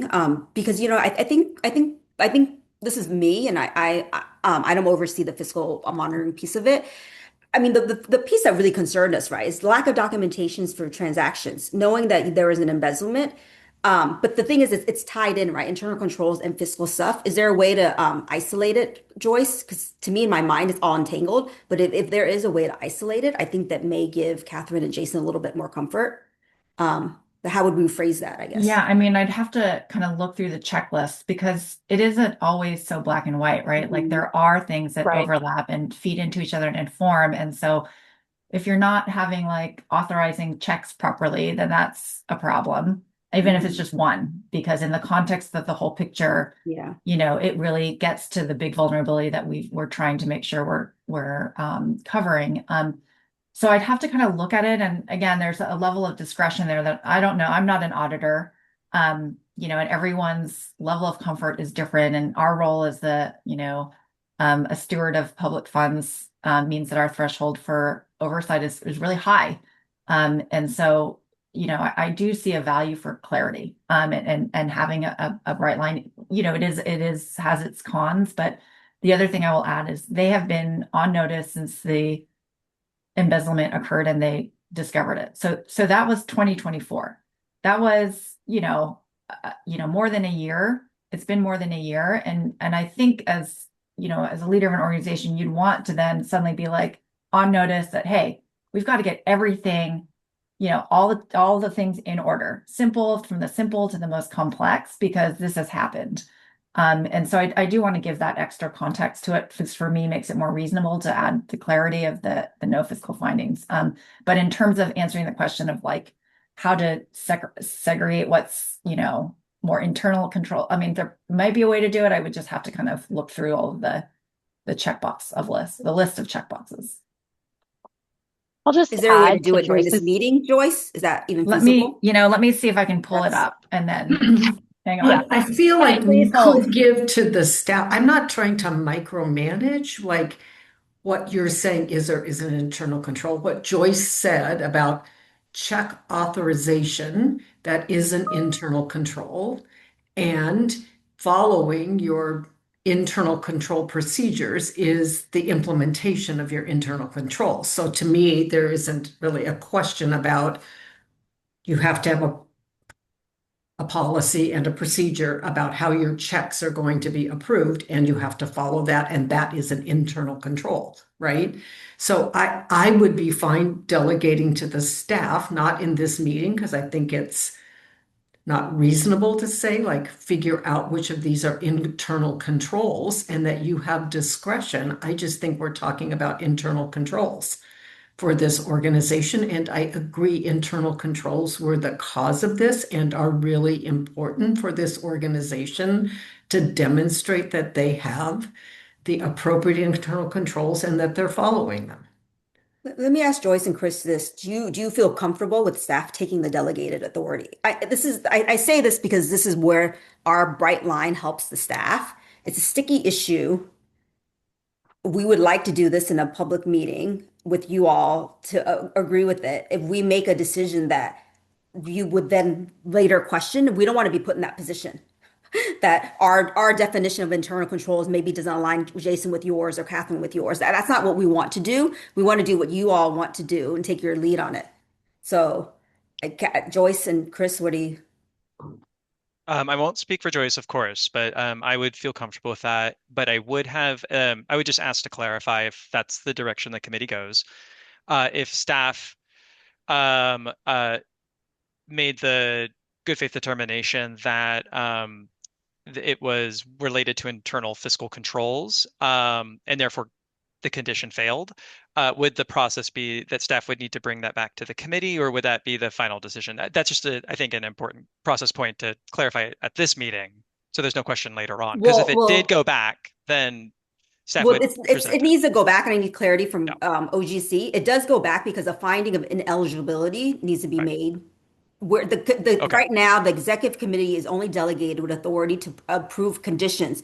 If we end up finding, the staff ends up, or this committee bounces back, you have to bring it back to the full commission for them to find them ineligible. That is not a staff recommendation. And then there are procedural. They have, there are things laid out in the state bar rules for procedurally how we move from there. So if staff found that the condition was satisfied, it would automatically, if all the conditions were satisfied, trigger the release of the distribution of funds. But if not, it comes back. I didn't mean to speak for Joyce, though. I just wanted to say that again. Can I ask a quick question on that? Because if it comes back, and I understand it has to come back, and that makes all that makes great sense. But if it comes back to the commission, it's not coming back to the commission in order to then argue about whether state bar staff made the right call on this. It has to come back to the commission because only the commission can make a determination about ineligibility. I agree with you, Judge. Catherine's agreeing with me, so I'm gonna take that as a win. Okay. Is that right, Brady? Can you confirm that? That's my understanding. Yeah, maybe. Well, I mean, the commission could disagree with you, but Yeah. generally, Well, right, but if yeah. we're delegating that Yeah. portion to state bar staff, then I guess I want to be clear that we're not then going to second guess state bar staff. Who actually Exactly. did the That's the audit. piece that we don't want, because we don't want to hash That's it why out. I'm trying to clarify that, because Right, I don't and want that either. I don't want to be put in that position the later, commission provides and I don't deference think to it makes the sense. findings. Would it be helpful to share with you all the checklist on the fiscal side, so you can kind of see the line items that we're looking at? I guess I heard you say before, I'm happy to look at the checklist if it's helpful. So I'm not opposed to doing that. It'll bring back memories of site visits. I thought potentially, even if there's a category called internal controls, that you thought some other things were interconnected with that. And I was trying to give you the flexibility and the space to be able to say clearly to the organization, like internal controls also includes these things. So that's what I was trying to achieve, like not to micromanage how you determined what was an internal control, or that it was limited to the general list that you have. This is a unique situation, and I trust that you will fairly determine what is an internal control. And our job is to say, if it comes back, and like our job is to say, does the memo outlining either this group is good to go, or this group, this is problems and we're recommending, to make a decision about it in the totality, not to go back and look at, was the internal control list appropriate, because we're delegating that to you. Or at least that was my suggestion. Can I make a suggestion as well? Would it be helpful to staff if someone from XCOM volunteered to work with staff on making these determinations? Yeah, that would be Because great. then that would you be would helpful. get some input from a commission member on those things. I'm happy to do it, but I'm also happy to let someone else step in. Jason seems like the Jason? right person. I agree with that. Okay, great. If Jason's up for doing that, because that may, I think, help give you guys comfort that we're not going to spend our time second guessing you, because a commissioner will also be involved. Or maybe perhaps Jason. 2 commissioners. Could we get 2? I mean, I'm always happy to volunteer if you need a volunteer, or I'm happy not to if someone else wants to. But if you want to, I'm like, well, I'm happy to do it too. This is what I would suggest, just to be like transparent. It does seem maybe Catherine and Jason have maybe a little bit of a similar, and maybe Judge Rossi. So I think to balance that, maybe one from each group. Yeah, I think that's a really good idea. No, Catherine, are you okay with that? I'm fine. I'm really just trying to be helpful and trying to pay attention to our time too. So yes, totally fair. Okay. Judge Rossi, if you're up for it. Yeah. And Jason, you have a comment. And then I also want to make sure we give Mr. Perez an opportunity to speak because he has said he wanted to make a comment, and this is about his organization. Yeah, Jason? just really quick. I think helping out makes a lot of sense for me. I think if ultimately there is an applicable finding and a determination that there should be grant ineligibility that's going to come through GES, right, and come through me, and I'm going to be the one presenting to the whole commission to make them like so it's going to be words coming out of my mouth no matter what. So I better be involved to make sure I know what I'm Yeah. saying before I say it. I think that's right. Great. Okay, Do we- so I'm sorry. So I was Judge just gonna ask Rossi- if the timeline still makes sense, or if you need Really tight, I have to say. Now with like coordinating with you all, and it's going to perhaps go back to GES if it's not clear. I mean, It's not going back. Because then that Why May is it going 1st back to deadline- GES? I'm that's sorry. what it's going back to No. GES, right, Jason? It That's would, what. it would only go back to no. GES Oh.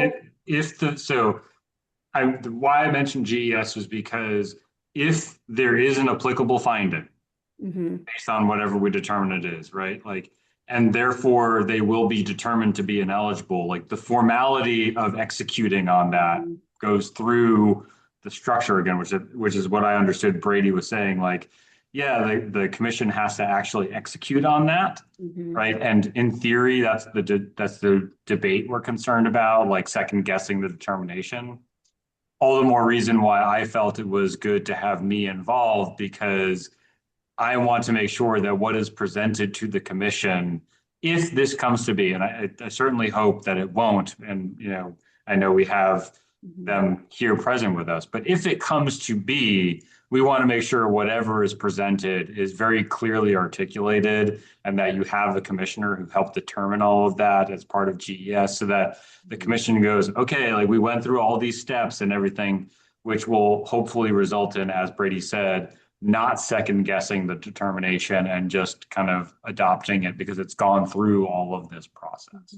So he's talking about a meeting, as I understand it, like there would be, you would all do your work in May, and at some point before it comes to the full commission, just like grants always does, grants eligibility does, is review that in June or whatever month that's going to happen in before it goes to the commission. Yeah, and then I was responding to that because it is very, I'm going to stress, very tight for us to layer this on during the application period. So this will be done concurrently with GES's new application, Jason, for like new applicants and all the other compliance issues that are coming through. And we know, well, hopefully best case scenario, but we can't plan for best case scenario.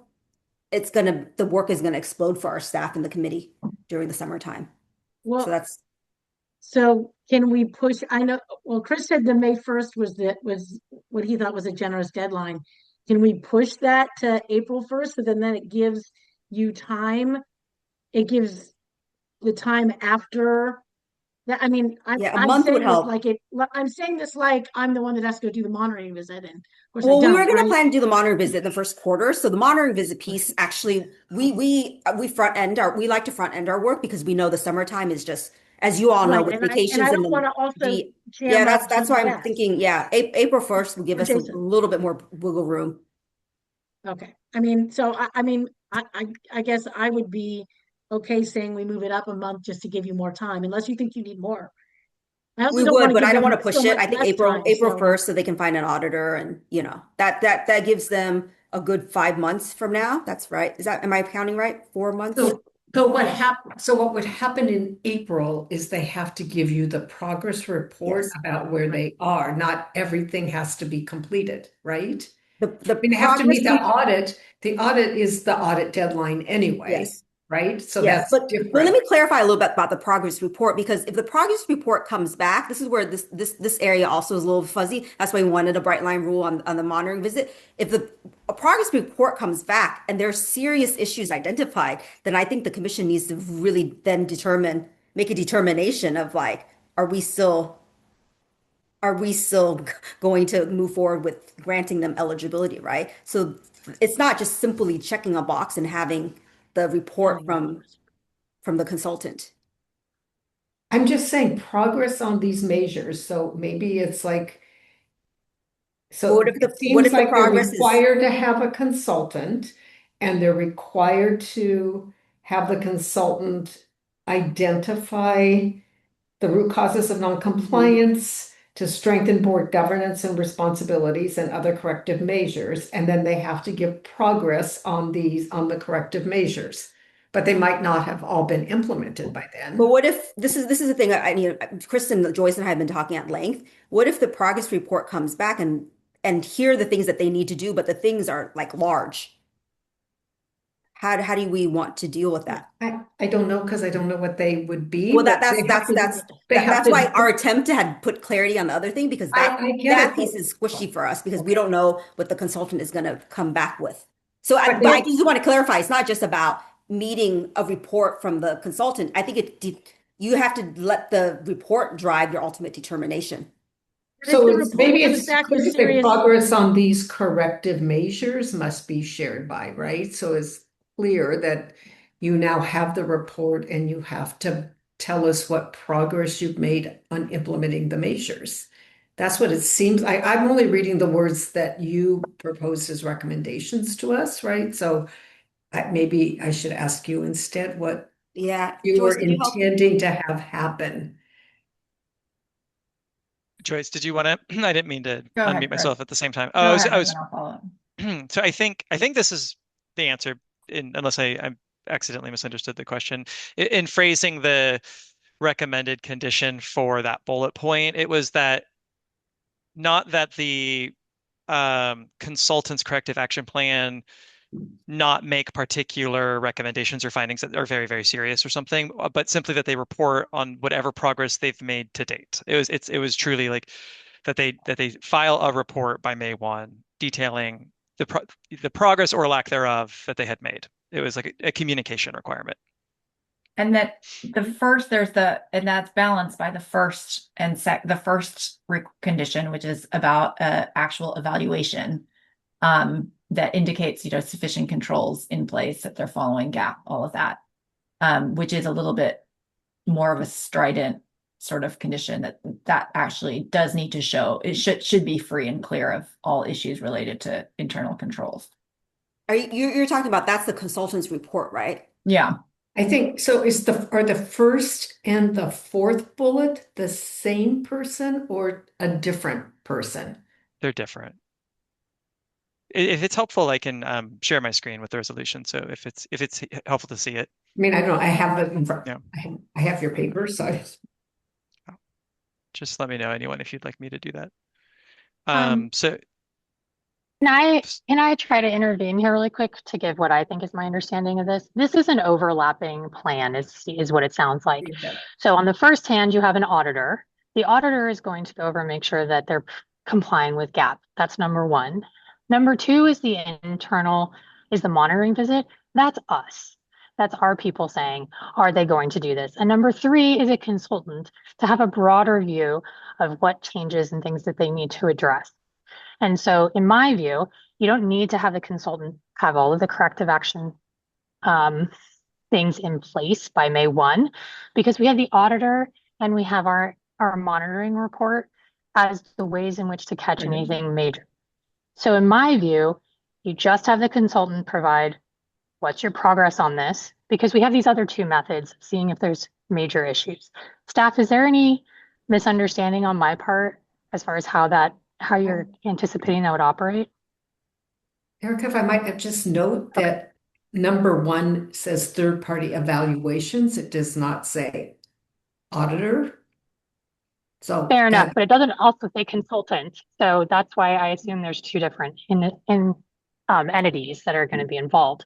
And also I'll just note that the progress language that you're referring to is only in the consultant section, not as to all of the issues. So in my view, that's the only one that they're reporting progress. Everything else just needs to be done by whatever date we set, April 1, right? Everything else is just, you got to have the monitoring thing done. You got to have an external, whatever the language is. I don't have it immediately in front of me. Not a evaluation of evaluation of financial controls. And then you have the consultant, because we've used that in other situations to go forward. If that is anyone uncomfortable with that process? Now that we've sort of clarified what needs to be done May 1st or April 1st, if we think we need to move it up, and what doesn't. I just want to kind of, to Catherine's point, watch time and actually get some things put together. I also want to let Mr. Perez speak, because he has said he wanted to. Judge Rossi, do you want to make a quick comment, and then we'll I let. just wanted the resolution portion of the memo, doesn't actually, the recommendation part says an audit with no fiscal findings, but the resolution portion below doesn't actually say that. And that may have been intentional. That was an error. because That was probably an oversight. We actually Okay. meant to put no fiscal findings. Okay, because if we're gonna do that, then we need to fix We'll the put that in the resolution. resolution language in the memo doesn't say that. Yeah. On bullet point 3. Okay. That's all I was gonna say. Great. Can we let Mr. Perez, can we elevate him and let him have a word before we move forward on this? Do you want me to use the timer? No, that's okay. He can speak, although I will ask Mr. Perez not to. We have 15 minutes left, so Okay. ask you, we do want to take a vote on this.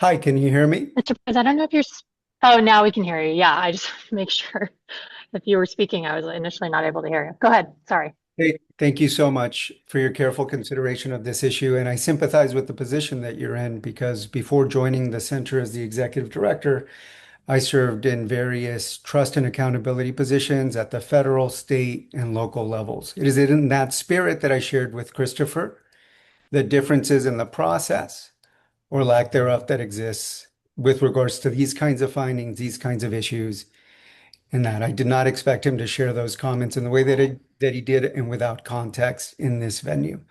But I appreciate the work that you are doing now. I do want to highlight that we are a small organization of 7 individuals that is currently fighting on behalf of immigrant and refugee communities in the state of California. That means that we have currently active and planned litigation that taxes our team. And that is why I want to emphasize a cohesive and whole look at the deadlines that you are considering. Because as you have highlighted, you are talking about us developing a scope of work in tandem with your staff, which, as Ms. Nguyen identified, will have absences because of the holidays and other work on top of their desks. So we have to work collaboratively with them, and we intend to develop scopes of work for each of these consultants, to then put out a live posting, to find the right kinds of folks to bring the technical advice and assessment that we all want. Because we are focused on restoring the trust that is necessary to continue this invaluable relationship for us. We cannot do our work without your fiscal support through and through. And so that is going to take time, care, conversation. And once that posting is live, it's interviewing these folks and then finally getting them to do the work, receive the information that they need, produce their assessments to us and to the state bar.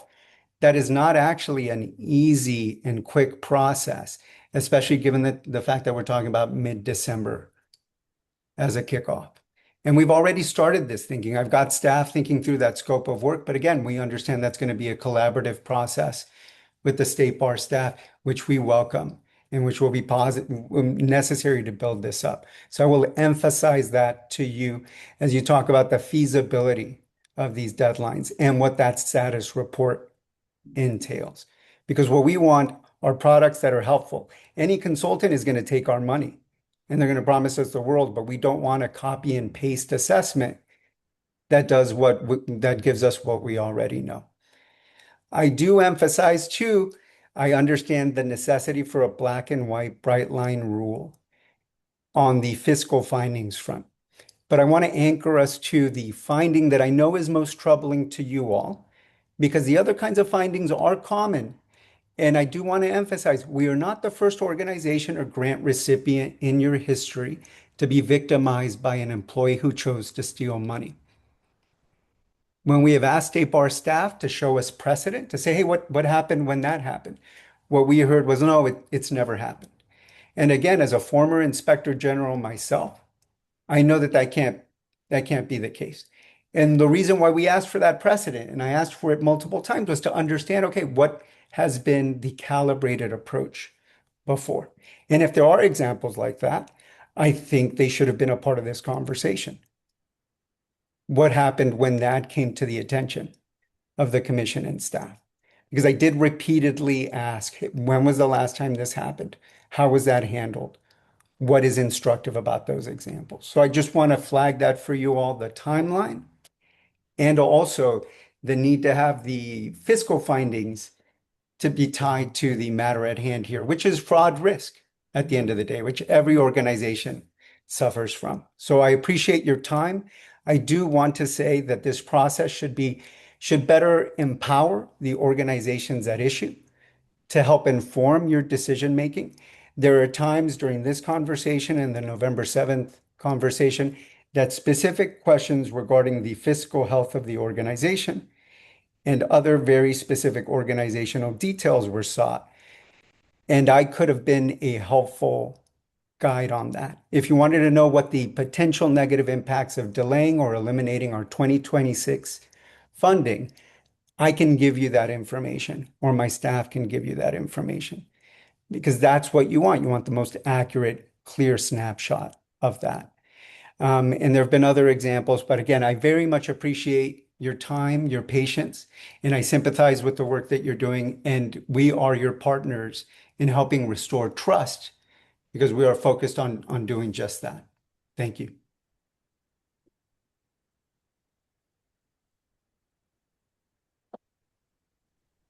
Thank you, Mr. Perez. We appreciate your comments. I do want to just quicken, I think Dawn may have her hand raised on this. In my period of time in the commission, we've had at least one other organization who dealt with like an embezzlement issue. I don't exactly recall, but I thought they just withdrew themselves from eligibility for the year. No. Or I don't know, Dawn, That's not what happened. That's not what happened. And it is part of the record. And I did, when the staff members shared that Mr. Perez did ask for this, I mean, we do all of our decision making in public. So if anybody wants to go pull the meeting and memos and see what was ultimately decided, but it actually does happen very rarely with this program. In 40 years, in my 10 years, there was one embezzlement issue. There was one that preceded my time that was talked about at length with the commission. This is actually a program that is pretty stellar, and that's why we like to keep it that way. But again, it was public materials. In that instance, though, from what I recall, there was a portion of the grant that we took back and was not found eligible because of some it had to do with the pro bono allocation. But again, that's something that is readily available to Mr. Perez, as well as any. I think it's part of our State Bar website, public records. And I will say I do have sympathy. The timeline is tough, but it's also tough for us. I don't know if it would help if maybe we split the baby and we say the middle of April. That would help us. Even that 2 weeks would help the staff side. Maybe that would help Mr. Perez, and we give it a April 15th. Yeah. I mean, also just no. Anyway, go ahead, Catherine. All I was going to say is the reason for the timelines, as I understand it, whether it's April or May 1st, whatever we settle on, is because you're trying to have the information to make a timely decision about next year's grant.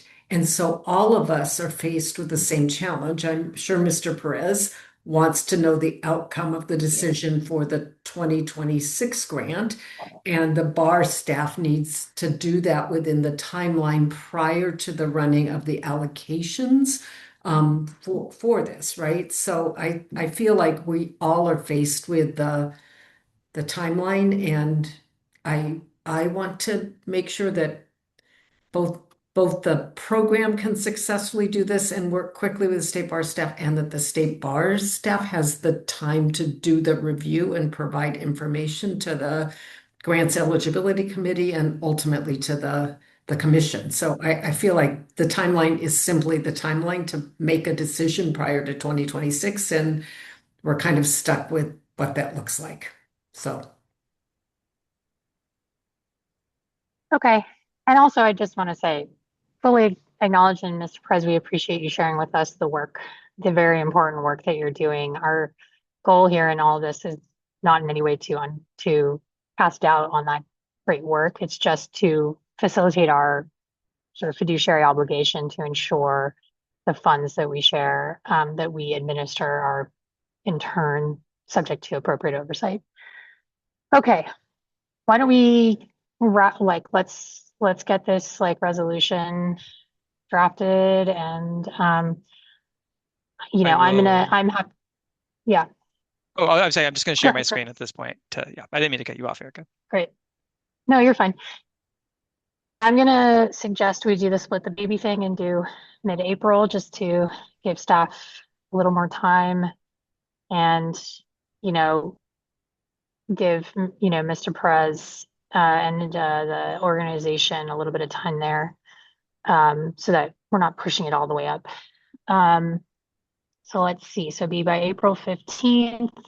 And then I think it's no internal control fiscal findings with delegated authority to staff working with 2 executive committee members to identify what is an internal control or something similar to that.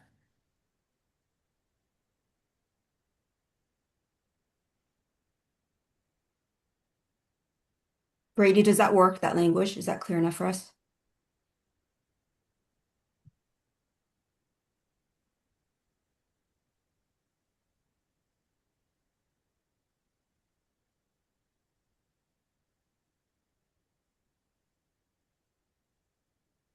You're on mute. I think the finance folks on staff would be best equipped, but to me that is clear. Yeah, that looks fine. I have a question for you actually on the first requirement. I know they were saying that they're hiring a new auditor. They're new in their submission. Can their new auditor satisfy the number one? Not if it's an employee. Yeah, they No, won't be no. third party, right? It says an independent third party evaluator. Which can be an auditor. Yeah, an auditor is usually an outside, like a But third I party don't think we auditor. I I'm don't not talking think about internal audit. but we don't know who that is. I think we should you should let the staff do the research on that. Sure. I understand. I just was trying to address some But of yeah, I think it could. I think Mr. theoretically, yes. Perez's concerns. They have said they're hiring a new auditor, so Yeah. it seems to me like if that auditor is sufficiently independent, that potentially could address some of the concerns he was having about scope of work, et cetera, et cetera. Yeah, Okay. yeah, I think yes, to your question, yeah, theoretically could satisfy, but we would like to do a little bit research on who the auditing firm Totally is. fair. I'm not committing you to it. I just wanted to throw that out as an idea. Okay. With that change, I'm happy to make the motion. Is there a second? I will second. Thanks, Jason. Erica, who moved the motion? Apologies. I did. Okay, thank you. Okay, I'll do a roll call vote. Blakemore, Yes. Malkin, Yes. Pedrosi, Yes. Escobedo, Milrod, Alsaraf, Connolly. Yes. Right, that's 4 yeses, 0 no's. Motion passes. Great. And appreciation in advance to staff and Jason and Judge Rossi for working together to help. As I said, our goal here is to have the organization, get its house in order and move forward with eligibility. Awesome. Okay. We're coming up on 2 o'clock, but I know there was some update on Just, one last final update if people can wait like a minute or two to provide that. yeah. I think that's me, right? Is that the I don't know DRL who's, Disability Rights Legal Center? I'm going to try and make yes. this real quick. It's just a quick update to let you know that a decades-long organization we've supported, a QLSP, let us know at the beginning of November, within the required notification period, that they are dissolving. They have not officially dissolved, but all staff have been laid off as of November 7th. We're still in contact with their board of, members on their board of directors who are, promising to fill out all of their reports. They think all the funds have been used, but they will, tie a bow on this. In terms of their case, they did state the reasons for their dissolution was due to revenue sustainability model. They didn't receive certain grants they were expecting. We asked confirmation about their cases to ensure that those were still taken care of. They ran a hotline, which didn't really create attorney-client relationships. And then they also acted as co-counsel on impact litigation cases. So they've since handed over those cases appropriately, and then seized any investigations for any other impact cases that they were planning to participate in. So obviously they won't be receiving their 2026 IOLTA EAF grant. That's it. Did that pretty fast, I think.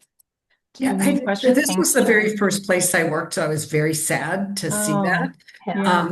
And I actually went on their website because it seemed unusual to me, but their website still suggests they're in business and it has photos of all of their staff and suggests you could call them for help. So I'm just passing that along. Okay, yeah. Thank you, Catherine. We'll follow up with them. Okay, thank you all for the update. Thanks to staff as always for great work on this. Thank you to the XCOM folks today for a robust discussion, and really appreciate the thoughtfulness that went into everything today. And if I don't see you all before, I hope you all have a great holiday season and a happy new year, and look forward to seeing you all next year in person in March. Thank you all. Really appreciate it. Hey, everyone. Take Have a good one. Thank you. Bye-bye.